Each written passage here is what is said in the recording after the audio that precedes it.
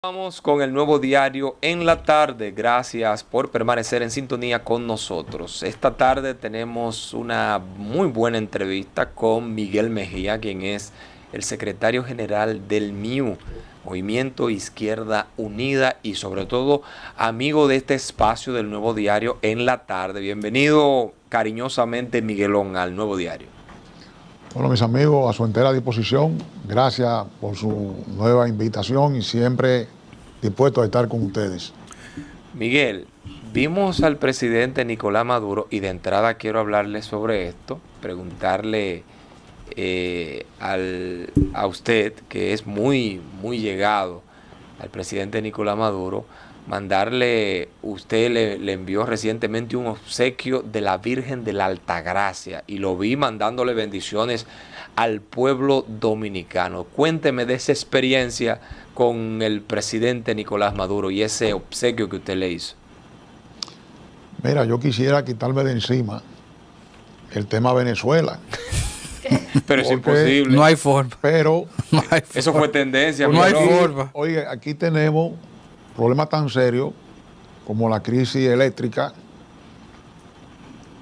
el hoyo de Senasa, el decreto que emitió el presidente de que para combatir el cartel de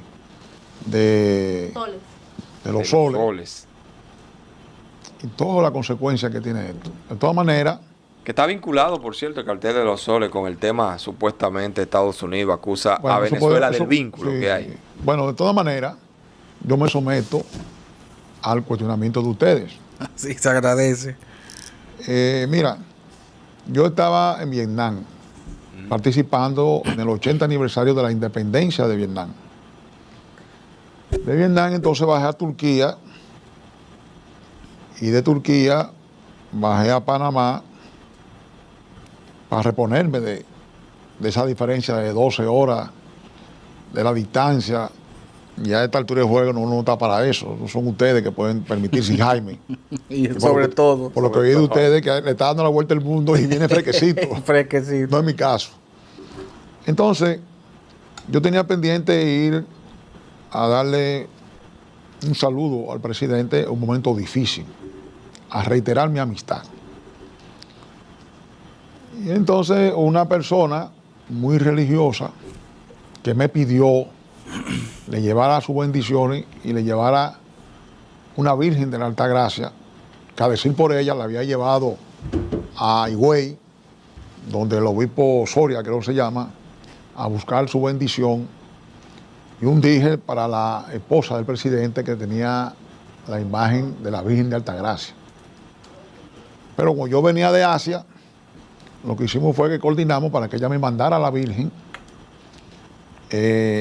a Venezuela, y entonces yo entré a cumplir con esa encomienda. Por eso ustedes se ven que yo cuando llego allá, el mismo día que llegué, el presidente me recibe y yo le doy mi saludo y un mensaje de paz. Y le comunico que tengo esa encomienda a la cual él dice, tiene que traérmela.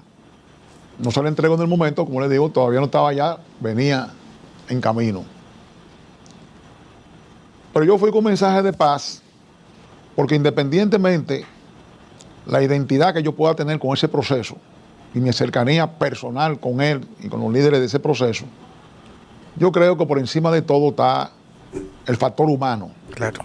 Y a nadie le conviene un derramamiento de sangre, que es lo que puede desencadenar todas estas agresiones, toda esta amenaza y todo este andamiaje militar que se ha construido alrededor de Venezuela. Fíjate que yo no fui con un mensaje de aliento a la guerra ni a la confrontación. Lo que yo dije públicamente fue lo que yo conversé, fue el mensaje que yo llevé. No estoy ocultando mi amistad. Es un momento difícil que la gente se agacha y cuando el barco se está hundiendo, todas las ratas se tiran. Eso no es mi caso. Yo soy leal con los amigos, aún después de muerto.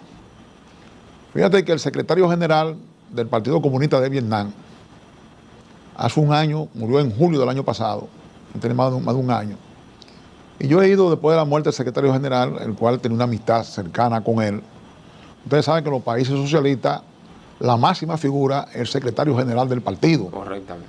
Son los que determinan quiénes son los funcionarios, quién es el primer ministro, quién es el presidente. Tienen su dinámica interna. Entonces, esta era la persona que tenía la mayor concentración de poder. Y siendo yo miembro de una organización pequeña y pobre, de un país pequeño y pobre como la República Dominicana, enclavada en el Caribe, él siempre me dio un trato de distinción, el mismo que le daba a algunos jefes de Estado. Entonces yo generé un afecto personal más allá de los vínculos políticos, institucionales y demás. Nosotros el país tiene una embajada en la capital, Hanoi, que yo tuve el honor de ir a izar la bandera por primera vez cuando se aperturó esa embajada. Y me permití recomendarle al embajador. Después lo quitamos porque no estuvo a la altura. Entonces, las 2 veces que yo he ido después de la muerte del secretario general, yo pido que pongan en el programa una visita a su tumba. No buscando ningún efecto mediático, sino una satisfacción personal que me doy yo mismo de ser como soy. Y en abril de este año, la viuda se entera de que yo estoy en su tumba y ya yo voy camino al hotel y la gente de protocolo me dicen que la viuda quiere que yo pase por su casa. Para mí es un honor. Yo no conocía a la viuda. Esa gente su vida privada y personal la dividen de sus funciones públicas. Y fui a ver a la viuda, pero para no alargar la historia, ahora fui al 80 aniversario de la independencia y fui de nuevo a la tumba y fui de nuevo a la viuda. Ahora le llevé un souvenir. Lo subimos en las redes nuestras, eso sí lo subimos. Porque eso se llama lealtad, amistad. Entonces con Nicolás me pasa eso. Fui en esas condiciones. Como lo he hecho con Chávez, que yo heredo mi amistad con Nicolás por Chávez. No lo conocía antes, lo conocí con Chávez. Entonces, el segundo momento es que ustedes se refieren de la Virgen. Bueno, ya yo no estaba ahí, pero él quiso subirlo y mandar un mensaje al pueblo dominicano de gratitud y de agradecimiento a la persona, que me reservo el nombre, permítame reservar el nombre, Claro. le llevé cumplir con la misión. Nicolás es un hombre muy espiritual, igual que Chávez. Como Chávez era satanizado cuando él aspiraba a la presidencia por primera vez, yo recuerdo que en su primera campaña yo lo acompaño a su casa, su apartamento, y eran ya como la 1 de la mañana, se quita la camisa, se quita los zapatos, la mujer y la niña se acuestan, nos quedamos él y yo solo hablando. Y a mí hubo algo que me llamó la atención, no me lo imaginaba. Él tiene un resguardo, y si tiene un resguardo porque es creyente. Yo no le dije nada, pero registré en mi memoria este hecho. Y a partir de ahí, vi que Chávez era un hombre profundamente cristiano. En la casona, que es la casa presidencial, hay una capilla. Chávez todos los días iba a esa capilla. En Miraflores hay una capilla. Y Chávez también iba. Wow. Y entonces no era una simulación, era una convicción. Pero hacia afuera, sobre todo sus enemigos, lo presentaban de otra manera. Con Nicolás sucede lo mismo. Nicolás es un hombre profundamente religioso, creyente. Y yo sé que esa virgen que yo le llevé y ese mensaje que le llevé, le llena más que cualquier otra cosa material que yo le hubiera llevado. Ahora, siempre aquí hay francotiradores que de cualquier cosa hacen un tema. Yo no fui a llevarle a Nicolás la onda de David, de Goliat, para remontarnos a esa época. No le fui a llevar un símbolo de guerra, un misil o un fusil. Fui a llevar un mensaje espiritual, invocando la paz. La paz no depende de él, porque quien está rodeado, quien está agredido, quien está amenazado, son ellos. Sin embargo, yo no voy a decirle, prepárate, hay que resistir, vencer o morir. Esas son ya cosas que le competen a ellos. y evidentemente conociendo su principio ideológico, político y el soporte, los músculos que tiene en la población, yo sé que ahí o se vence o se muere. Toda esa campaña de rendición, que se quiere, que está en un túnel, que está escondido, que está buscando asilo en una embajada, todo eso son campañas mediáticas que están precedidas, como ustedes bien lo saben, porque él es el jefe del cartel de los soles y del narcoterrorismo. Ahí empieza la leyenda. Y uno sabe, por la historia, que cuando se empieza una campaña de crear estigma a una persona, sobre todo un jefe de Estado, es porque viene una consecuencia, es un condicionamiento. Es una primera etapa, que yo digo la etapa de la guerra psicológica, que van condicionando al planeta, porque una campaña que tiene una dimensión no continental, mundial. Sí. Porque cada vez que el presidente norteamericano, cual que sea, en este caso Donald Trump, respira, es amplificado en el mundo. Entonces ya ellos le han creado ese estigma del jefe del narcoterrorismo y toda esa cosa. Miguelón. Y lo justifican con el cerco que le han hecho, con un despliegue de submarinos, de barcos militares, y entonces han comprometido a sus amigos, sobre todo los países pequeños y pobres que tienen de alguna manera dependencia económica y de otra naturaleza con los Estados Unidos, lo han comprometido colocando cabezas de playa, aviones, en Puerto Rico, aviones públicos. En Guyana, una cabeza de playa montada ahí. En Trinidad y Tobago, por igual. Y en República Dominicana, no sé si ustedes han pasado desapercibido, un decreto que sacó el presidente diciendo que ese decreto compromete al país a luchar contra el cartel de los soles. El cartel de los soles es como Dios para los cristianos, que no lo que saben que existe, creen en él, pero ni lo ven ni lo tocan. No existe el cartel de los soles. Yo no sé si existe, pero nadie ha presentado al Chapo Guzmán y toda esa gente lo agarran la cabeza, dicen cuáles son, y dicen los nombres. Sobre esto yo no te estoy diciendo que existan o no existan, lo que yo te estoy diciendo es que yo estoy de acuerdo con la lucha contra el narcotráfico. Yo estoy de acuerdo con la lucha contra el terrorismo. Y yo creo que este gobierno ha hecho un buen papel en esa materia, que el comandante Ulloa de la DNCD ha hecho un buen trabajo en combinación con algunas agencias. Eso también se reconoce. Y eso hay que apoyarlo. Ahora, en sentido general, cuando tú vienes y sacas un decreto tipificando de manera concreta, este decreto es para combatir el cartel de los soles, entonces ya eso tiene otra connotación. Porque ¿qué es lo que yo interpreto de eso? Que se está sentando la base para que agencias o fuerzas extranjeras, específicamente los Estados Unidos, tengan el derecho de utilizar nuestro espacio aéreo, marítimo y terrestre a su discrecionalidad, sea para agredir a Venezuela, sea para agredir a quien sea, como está sucediendo con Puerto Rico, que ahí llevaron una cantidad de aviones de guerra y todo el mundo sabe para qué. Entonces ya hay ese cerco. En esta etapa, a mi modo de ver, la guerra es más psicológica que militar. Pero van cambiando de etapa. Ya crearon el estigma, el narcoterrorista, el jefe del cartel de los soles, que qué cosa. Ya el día que se produzca un magnicidio, que no se descarta en los propósitos de Estados Unidos, el día que se produzca eso, una gran parte del planeta va a aceptar como bueno y válido ese magnicidio. Y para hacer un magnicidio o para agredir a un país ya con la tecnología militar del mundo de hoy, no hay que desembarcar. El caso más reciente es el caso de Irán.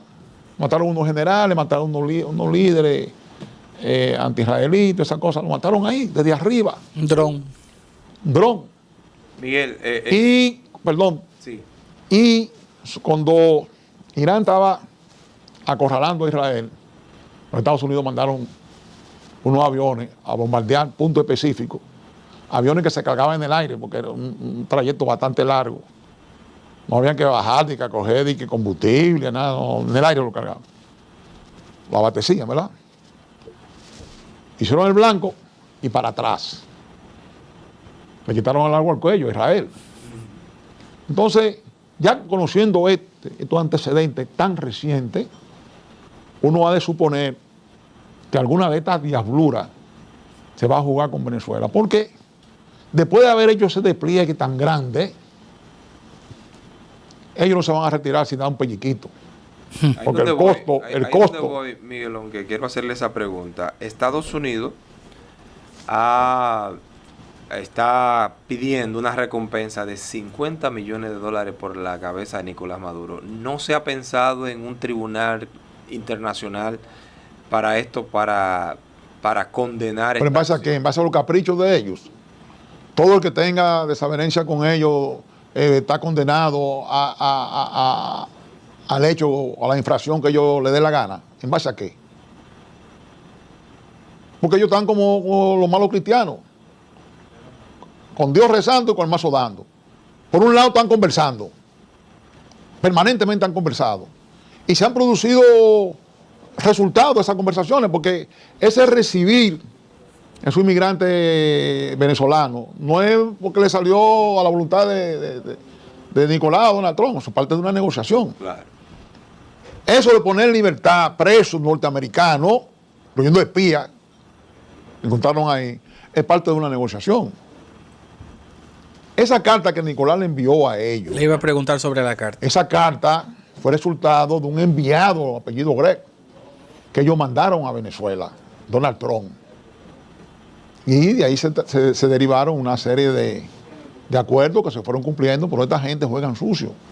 Ellos filtran la carta parcialmente, lo que ellos querían decir de la carta, para crear un estado de demoralización.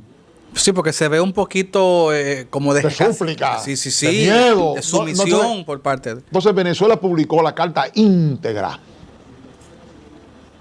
Venezuela lo que está explicando, cómo organismos de Naciones Unidas han entendido que Venezuela no es el tránsito de la droga, como ellos han querido decir.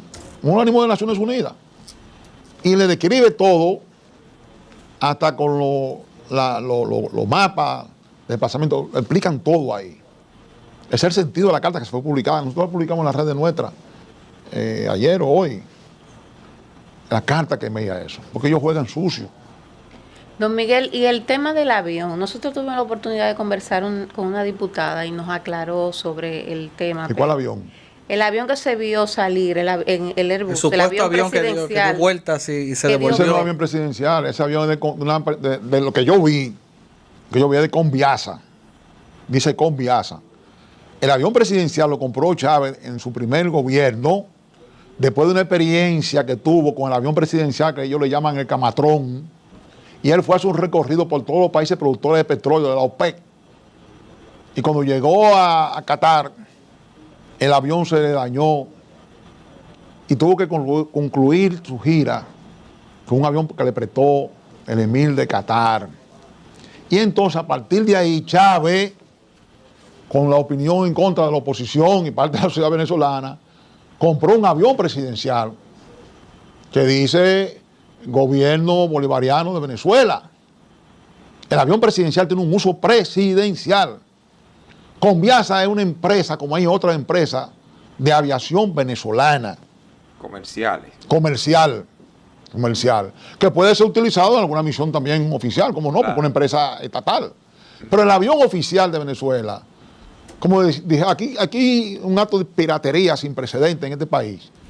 Confiscaron dos aviones que venían a buscar mantenimiento aquí al país con frecuencia, porque como tienen un bloqueo y esos aviones son del Estado venezolano desde mucho antes de llegar el chavismo a Venezuela, esos aviones son más de USA y con el bloqueo no tienen acceso a la pieza, entonces venían a buscar servicio aquí, pero un mal día ellos se encapricharon y dijeron, bueno, vamos a coger estos aviones para ser parte del circo mediático, y son tan irresponsables y tan inconsecuentes con sus amigos como es el gobierno dominicano y todos los gobiernos, porque no hay por qué negar que el principal socio comercial nuestro son los Estados Unidos, el mayor flujo de remesa viene de Estados Unidos, el mayor flujo de turismo viene de Estados Unidos, entonces no hay que pelearse con ellos, pero eso no quiere decir que no tengamos dignidad. son tan inconsecuentes que en estos días dicen que se está utilizando la República Dominicana como un paraíso fiscal y ellos contabilizan de que aquí hay alrededor de 700 millones de dólares en una villa del presidente Nicolás Maduro, en cuenta bancaria del presidente Nicolás Maduro o algún testaferro, en vehículos de alta gama. Ustedes lo vieron, ustedes son comunicadores. Sí. Entonces, Las es un autoridades acto... dominicanas no se han expresado en torno a eso, ni han dicho que sea cierto esa información. Pero es que no, fíjate una cosa, hermano. Este país vive fundamentalmente, su economía depende fundamentalmente del turismo. ¿Es así o no? Claro, claro.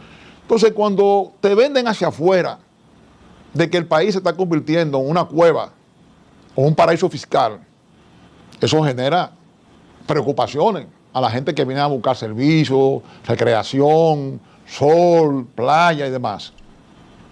Entonces, ¿qué debe hacer el gobierno dominicano? Venga acá.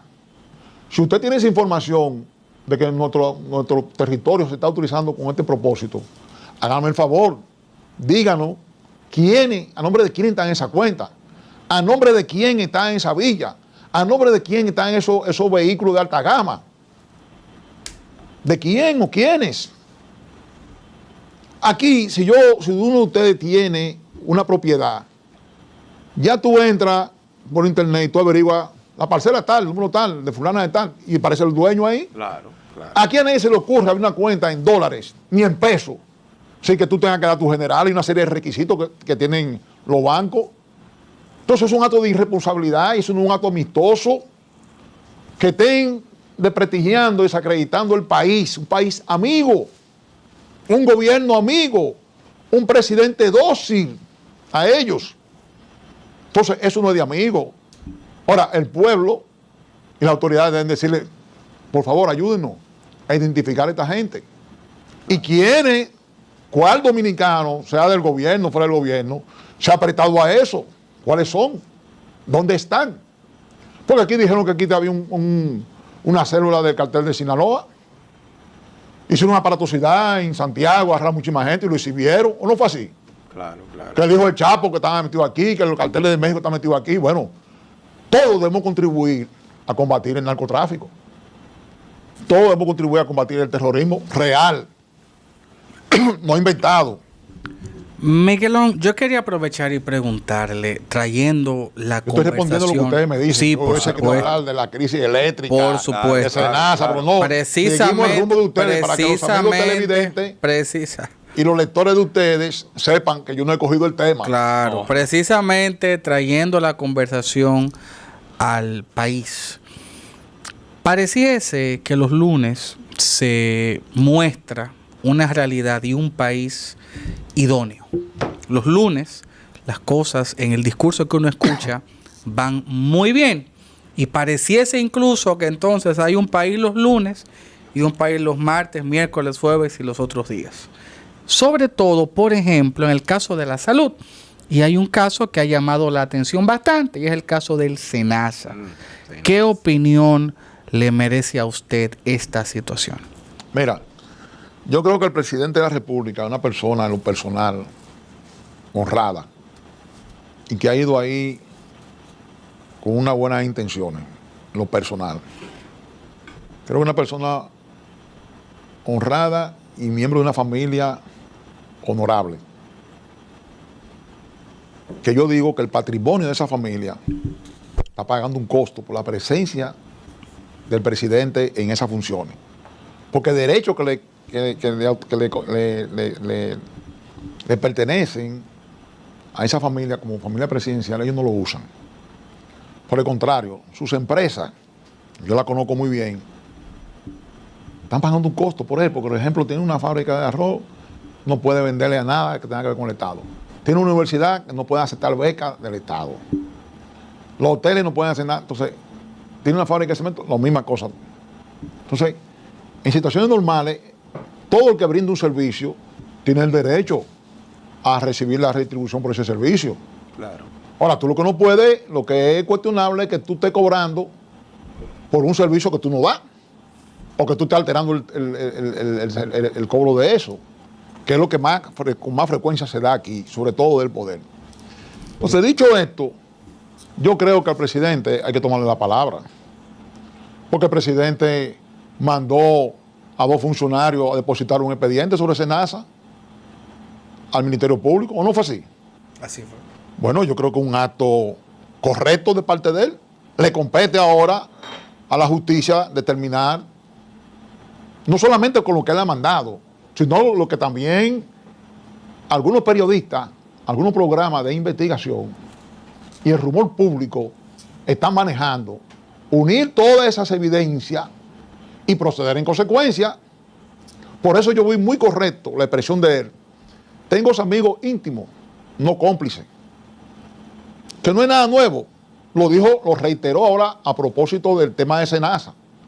Pero eso, él ha convertido eso en un eslogan de su gestión, y yo no tengo por qué dudar de las buenas intenciones de él como persona. No quiere decir que el entorno tenga la autoridad, tenga la conducta que tiene él. Ojo, porque lo que han metido el país en esa situación han traicionado la confianza personal e institucional de él. Y él tiene doble dolor. El personal, porque deposité la confianza en un compañero de partido, un amigo, que sea. Le di una responsabilidad, mira con qué me paga. Pero además está defraudando al pueblo. Y la justicia tiene el deber, la obligación de proceder en consecuencia. ¿Usted no cree que debió de actuar con anterioridad, antes de que es probable, pero a veces nosotros tenemos la cultura de Santo Tomás. No, porque él mismo dijo en la semanal que él desde el año pasado estaban investigando. Noviembre del año desde el noviembre del año pasado. O sea, que él tenía conocimiento de que había un problema. Mira, además, a veces, a mí me ha tocado muchos informes diciendo sobre el problema que había en el SENASA. Es decir, lo sabía Seara Hatton, que es un ministro del presidente, y lo sabía el propio presidente. Mira, a mí me ha tocado en el partido y en mis funciones públicas tomar decisiones que la pienso, mi subconsciente, mi interior se resiste. Me crea un tormento tener que aceptar la realidad. Pero una cosa son mis sentimientos y otra cosa es la realidad. Y entre el sentimiento y la realidad. Es lo que yo digo. Con el presidente me unen vínculo personal, familiar, lo que tú quieras. Ante los principios y el afecto, los principios. Mi posición es de principio. Es de principio. No es personal, no es afectiva, y eso no pone en juego mi relación, mi afecto y mi reconocimiento, como lo estoy haciendo aquí responsablemente. Cuando el presidente de Venezuela dijo que el presidente era un ladrón que había robado el avión, yo dije, públicamente dije aquí que no estoy de acuerdo con eso. Eso es verdad. Y después fui allá, eso lo dije a él. Entonces se equivocó. Porque el último en enterarse de ese acto de piratería aérea, lo dije aquí también. A ustedes se lo dije. Sí, sí. El último en enterarse fue él. Yo fui a la medianoche a decir, mira, está pasando esto. Él no sabía. Y yo dije quiénes fueron los responsables de ese acto de piratería aérea. Dije que fue Jenny Berenice y esto por Chela. Esperando que ella me mandara a buscar para eso en su cara a ella. Y narré toda la historia, como fue el hecho. Que tú puedes tipificar el comportamiento de él como permisivo, como blandito, lo que tú quieras, pero él no fue el autor de eso. Lo llevaron a una situación de hecho, crearon un marco jurídico, y él que estaba hablando de justicia independiente, de que eso qué cosa, ya no podía más que aceptar eso. Estaba atado. Y después se lacera nuestra soberanía con un circo mediático. ¿Usted entiende que el presidente... Porque cuando viene Marco Rubio aquí, cuando viene Marco Rubio aquí, hace un circo mediático, 2 aviones que estaban confiscados, él va a un hangar con unos periodistas y con una pegatina de que aquí está, y eso está confiscado, ¿qué show que tú estás haciendo? Además, usted está en un territorio internacional que usted tiene que respetar, que se ríe por normas y por leyes. Usted está lacerando la soberanía nacional, y lo cuestionable es que el presidente, que el gobierno permita eso. Eso es un problema ideológico, un problema de soberanía. ¿Usted cree que le falta mano dura al presidente Luis Abinader? No sé. Yo estoy señalando casos concretos. Que no es un problema ideológico. Dejen preocuparle a ustedes, como dominicanos, que la imagen el derecho soberano de este país, de ese que habló Juan Pablo Duarte y los patricios, se respete. Yo no estoy cuestionando que tengan buenas relaciones, que tengan cooperación. Estoy reconociendo que es el principal mercado, pero eso no le da derecho a usted a lacerar nuestra soberanía. Ni a usted en aras de mantener una buena relación, ser dócil, al extremo de permitir que no hagan lo que ellos les dé su maldita gana, pues así no. Entonces es un problema ideológico, no es un problema nacional. Claro. Es un problema nacional. Es un ideológico. Entonces, el tema de Senasa, bueno, yo tengo esa visión sobre eso. El tema del decreto de que los carteles, no, tiene una lucha sin cuartel contra el narcotráfico, contra el terrorismo, pero contra todo. Miguelón, la energía eléctrica, después que yo había regalado el inversor, yo había regalado las baterías, he tenido que volver a comprar un inversorcito y 4 baterías, con lo caras que están las baterías. Tengo que comprar el mío. Y sé que no soy el único. Su opinión con respecto al tema eléctrico. Aquí mismo, no quiero convertirme en una torre de Babel. Aquí mismo yo, mira, Acceso Marrancini, que me mandó un acto de alguacil. ¿Cómo? Porque yo dije que él era un perro huevero. Y lo dije porque cuando Leonel Fernández, que fue el que lo designó en la CDE, yo le llevé a Leonel Fernández un dossier. Primero diciéndole, presidente, eso no es ético, que usted ponga a una persona a ser juez y parte de sus intereses. Este señor vende energía sin producir energía. Y este señor está desviando los clientes de la CDE a su empresa multiquímica. Le llevo sustentado todo lo que estaba diciendo. Leonel no me prestó atención. Dejé constancia y fijé posición pública. Desde el mismo palacio donde estamos en mi oficina, ahí mismo hicimos rueda de prensa, sobre eso. Bien. Viene Danilo y entonces le hago la misma observación a Danilo. Jaime Arite de Cudel había escrito en su columna, había hecho un reclamo de que este señor le debía 108 millones de pesos a la CDE. No lo digo yo, lo dijo Jaime Arite de Cudel, yo lo puedo buscar el artículo del Listín Diario. Y entonces, de repente, este señor que le debe 108 millones de pesos, nadie sabe si lo pagó, si no lo pagó. Y el pueblo necesita tener explicación sobre eso. Entonces ya de entrada, éticamente no era procedente poner a una persona a ser juez y parte de sus intereses. Bueno. Y encima de eso, el fracaso que ha tenido, bueno, lo que te pasó a ti le ha pasado a la mayoría de los dominicanos. Porque hemos tenido un retroceso de 25 años hacia atrás. Pero es una crisis. Una crisis eléctrica, te estoy diciendo, caótica. Porque fuera entonces, de lo que vimos ayer, el aeropuerto. Lo que, bueno, el aeropuerto es un problema de seguridad de Estado que el presidente debe, no diga como está haciendo mi amigo Eduardo Estrella, de que convocando a autoridad aeronáutica para que no, es la seguridad del Estado que tiene que investigar qué pasó ahí. Tema de seguridad nacional. Es un problema de seguridad nacional, señores. Claro. Más allá del malestar de la gente que no pudo coger su vuelo, lo que significa para muchos de ellos. El costo pudo haber sido peor también. Y 2 veces. Bueno, nosotros esta semana el martes una rueda de prensa fijando posición frente a... Yo le voy a dejar el documento para ganar tiempo aquí. Claro. Fijando posición frente a este tema. Que es reiterado, hemos sido coherentes sobre eso. Ahora el Congreso ha aprobado una interpelación a Celso Marrancini. Bueno, nosotros vamos a ir al Congreso a sugerirle algunos temas, algunos puntos que deben estar incluidos en esa interpelación. A los diputados. A los diputados. Hay una comisión especial que la encabeza Ramón Bueno, del PRM, que ya hoy me comuniqué con él. Convoca a tu comisión, porque voy para allá a llevarte lo que yo creo. Bueno. Debe estar incluido en el cuestionario que le vayan a hacer, porque tampoco vayan a hacer un circo mediático. A picharle la bolita para que la bate de jonrón. No, así no se puede. Este país, este pueblo hay que respetarlo. ¿Tú ves? Entonces, el Congreso ha debido hacer una sugerencia de destitución de manera isofacta a este señor por su incapacidad El pobre hombre también tiene sus condiciones particulares.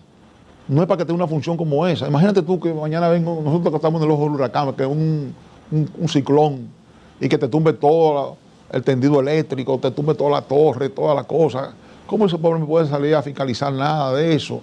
¿Cómo él puede verificar si es verdad que el sargasmo, la malla tan rota o no tan rota? ¿Cómo él puede verificar si las turbinas están pinchadas o no están pinchadas? Yo vi cuando fue el presidente ayer a Punta Catalina, este pobre hombre en una silla y ahí no puede subir. Entonces, también, señores, respetando su condición con toda la delicadeza, también hay cosas que, como dicen los cristianos, lo demasiado, hasta Dios lo ve. Me gustaría, don Miguel, preguntarle acerca de el decreto presidencial del presidente Luis Abinader que emitió la semana pasada declarando el sector eléctrico en estado de emergencia. Sabemos que usted hizo una rueda de prensa y dio los detalles, y de hecho salió en este medio, pero nos gustaría que los oyentes escucharan de su propia mano su opinión acerca de este decreto presidencial. Mira, yo tengo una columna en un periódico, que no es este, y el martes pasado mi artículo fue el Don Gato. ¿Cómo? El Don Gato es un gato de mi amigo Iván Rodríguez, un reputado economista, catedrático de la UAS, un viejo activista, líder estudiantil de la época del papá de Samuel. Entonces yo lo visito con frecuencia, es mi amigo, somos del mismo barrio, hicimos deporte juntos y todo eso. Entonces generalmente quien me recibe es Don Gato. Yo ahora cuando venía de Venezuela hice una escala en Curazao. En Curazao, como ustedes saben, es un departamento holandés, en los Países Bajos. Correcto. Y Holanda es muy famoso por su queso. Entonces yo le traje un queso a mi amigo Iván. Se lo llevo a su casa. Pero le pongo el queso en la mesa del comedor. Iván se levanta raudo y veloz y coge el queso. Yo, ¿y qué pasó? Porque tú crees, no. Este gato es parte de la familia, es inteligente, es cariñoso, pero es mañoso. Entonces no podemos poner ese queso ahí porque el gato se lo va a comer, independientemente el cariño que le tenemos nosotros, la educación que le hemos dado, porque el queso es el queso. Es una metáfora para poner al gato a cuidar el queso, tiene ese riesgo, como lo que me advirtió mi amigo Iván de su gato, que yo le llamo Don Gato. Entonces ese decreto no es más que poner el gato a cuidar el queso. Porque ese decreto lo que te está diciendo es declarar, primeramente eso es anticonstitucional. Porque aquí se establece, la Constitución establece claramente, en los artículos que están establecidos en nuestro documento, en qué momento y circunstancia se establece un estado de emergencia. ¿Y cuál es el beneficio que genera un decreto de estado de emergencia? Es que algunos trámites burocráticos por la emergencia se van a obviar. Si hay que comprar una planta, no hay que llamar a licitación, la compramos. Si hay que comprar esto, se compra. Entonces hemos puesto al gato a cuidar el queso. Eso es improcedente. Pero además, si este señor ha generado una incompetencia que ha retrotraído al país 25 años atrás, por eso que vienen desesperados, que es una barcaza. La barcaza vende mucho más caro, la energía más caro que lo que vende Punta Catalina, que la vende cara todavía. Casi 3 veces más. 5 veces más caro esa barcaza. Pero es parte de la desesperación, porque vuelvo a lo mismo, yo no dudo de la preocupación del presidente, porque él es el que lleva el peso de este calvario. Claro. Yo no dudo de su preocupación, de su tormento. Está atado el presidente.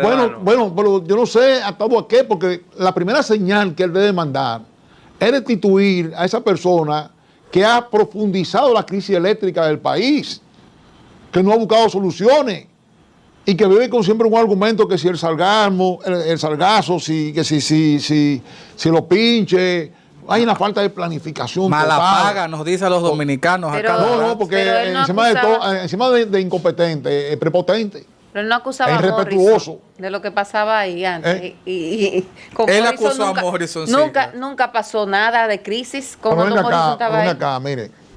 Él agarró y dijo que un funcionario que ya no estaba ahí, creo que de este, que había aumentado La tarifa. la tarifa 40.000 usuarios. para más de 40.000 usuarios para dar la sensación de que él estaba recaudando más.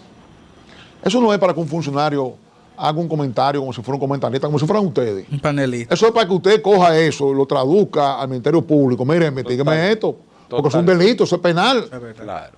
es un delito.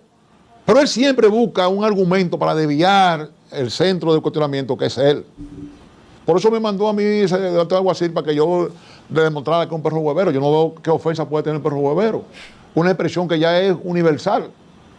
Evidentemente, no sé por qué razón le echó para atrás, porque estaba listo para vamos arriba. No, pero yo creo que Miguel que está un poco fuerte lo de los perros hueveros, ¿no? En el entendido. Entonces, tiene el país en un tema de incertidumbre porque En una casos y tiniebla, casos- en una tiniebla. A oscuras. Eso hay que decir. no Yo escribí mi artículo de Vietnam, desde el faro luminoso de Ho Chi Minh a la tiniebla de Marrancini. Ay, Dios mío. Entonces agarró, hay que leerlo. se lo puede mandar, mándale ese artículo. Por favor, por favor. Mándaselo a ellos, tómale el Vamos a teléfono y querer. mándaselo. Entonces agarró, y él tiene mucha pluma de alquiler, lo que ustedes llaman bocina, no sé qué cosa. Entonces comienza, hay un tipo que yo tenía respeto, que es un pensamiento de derecha, que es periodista, que incluso a los años difíciles nos invitaba a su programa, y pone este señor a una balanza, en una balanza de que, y pone a medir quién ha aportado más al país, si él o yo. ¿Cómo? Habían algunos pulperos, No. antes de ustedes nacer, que adulteraban El peso. el peso. El peso. Me parece que esa balanza está adulterada, ¿verdad? Pero además, yo no estoy pasando factura de que si yo he aportado o no he aportado. Yo estoy haciendo una denuncia muy específica, muy puntual, muy concreta. Si no es así, demuestran por qué no es así. Entonces, ellos acostumbran a eso, a buscar su pluma de alquiler para decir cosas que ellos no tienen el valor ni la calidad moral para decirlo de manera frontal. Don Miguel, en infraestructura. Vuelvo al tema de la semanal los lunes. Uno escucha anuncios tras anuncios, obras tras obras. No ha terminado una cuando ya se anuncia monorriel. No hemos terminado carreteras cuando ya se anuncia un interestatal prácticamente. ¿Cómo evalúa usted el desempeño en este gobierno que ya lleva 5 años en materia de infraestructura pública? Cualquier aspecto, en infraestructura, ¿cómo Bueno, vamos? pero los gobiernos del PLD, sobre todo el PLD, más que Leonel, el PLD, ha estado haciendo un cotejo estadístico. No una simple expresión de que yo hice más, no. Nosotros hicimos en tantos años esto. El gobierno obviamente dice que en 5 años han hecho más que lo que hicieron ellos en 20. Por eso no puede ser una simple enunciación. Claro. Eso hay que demostrarlo con un cotejo estadístico. ¿Cuántos hospitales hemos hecho? Tanto. ¿Cuántas escuelas hemos hecho? Tanto. ¿Cuántas carreteras hemos hecho? Tanto. ¿Cuántos puentes hemos hecho? Tanto. ¿Cuántas viviendas hemos hecho? Tanto. El transporte masivo, ¿cómo ustedes lo han ampliado? ¿Qué tú has creado? Y haz un cotejo ahí, más allá de la travesura de muchos funcionarios que desvirtúan todos esos logros, porque también hay traviesos de parte y parte, es un mal sistémico. Es sobre esa base que hay que hablar con el pueblo, porque ya en la época de, como dicen los campesinos, de amarrar el perro con longaniza, ya en la época de tú movilizar a la gente o educar a la gente con una simple consigna, en la época del 70, con la consigna de Balaguer, el muñequito de papel, tú movilizabas a la gente. Claro. Yo lo hice del movimiento estudiantil y después se hacía, ya no. Esta es una época que hay que venir, así como yo he venido, con estilo y elegancia, Sí. a conceptualizar con ustedes. Claro. Tengo que despacharle una pregunta a muchachos como ustedes, que son gente estudiosa, sintonizados con los signos del nuevo tiempo, con la tecnología, a venir a inventar. Una izquierda nueva, negro, una ¿Entiendes? izquierda No nueva. puede venir a inventar, hay que venir a conceptualizar. Y es eso. Entonces, el presidente no puede despachar cuando él tiene el Estado en su mano y tiene todas las herramientas para demostrar los logros de su gobierno y la diferencia de los gobiernos anteriores, que lo hagan con estadísticas. Igualmente el PLD, o Leonel o Danilo, que lo hagan con estadísticas. Claro, Y que el pueblo saque su conclusión. claro. ¿Entiendes lo que es? Miguel, La semanal tiene una parte positiva y es que le permite al presidente tener contacto con los medios de comunicación. Y eso es bueno. No está hablando demasiado. No, yo creo que ustedes como comunicadores tienen la oportunidad, más allá de que hagan un guión de quién pregunta y quién no pregunta, de ir a hacer su pregunta. bueno, ahí se habla hasta de platillos voladores.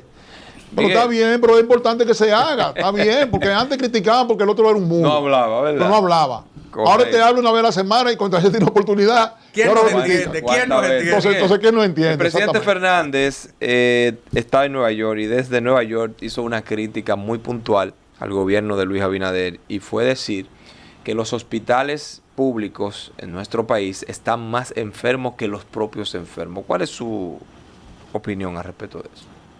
No, que él tiene que jugar su papel de opositor. ¿Pero usted cree eso, que los hospitales están peor que los enfermos? Vuelvo a las estadísticas.